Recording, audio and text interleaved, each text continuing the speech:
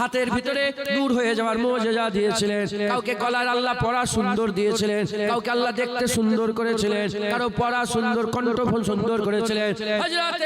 হযরতে দাউদ আলাইহিস সালামকে আল্লাহ মুজিজা দিয়েছিলেন, লোহায় হাত দিলে কাদার মতো নরম হয়ে যেত।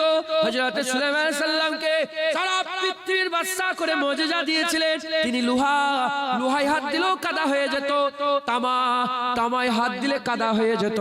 তিনি তামা আর লোহার দিয়ে যা ইচ্ছা তাই করতে পারতেন, কাদার মতো নরম ছিল লোহা।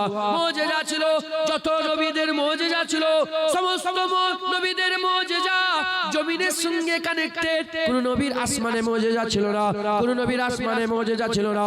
সব কিছু আরদে ছিল, সামাতে ছিল না, নিচেই ছিল, উপরে ছিল না, জমিনে ছিল, আসমানে ছিল না।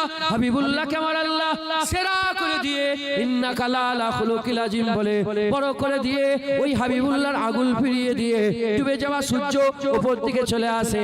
ওই হাবিবুল্লাহর আগুল ফিরিয়ে ইনসাক্কাল কামার ইশারা করে চাঁদ দুটুকরো করে দেয়। ওই হাবিবুল্লাহকে আমার আল্লাহ সশরীরে সুম্মা দানা ফাতাদাল্লা ফাকানা কাবা কাউসাইন আও আদনার মাকামে গিয়ে আল্লাহ দিদার করে মেরাজের সবচেয়ে বড় মুজিজা দান করে দিলে।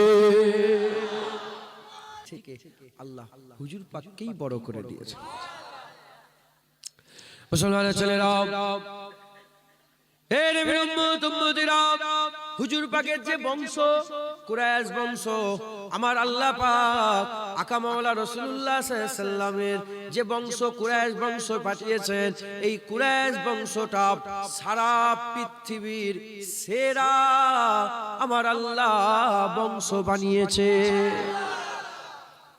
হুজুরের গোত্র হাশেমি গোত্র, সারা পৃথিবীর যত গোত্র আছে সমস্ত গোত্রের সরদার, সমস্ত গোত্রকে আমার আল্লাহ পাক হাশেমি গোত্রের মুতাহিদে করেছে।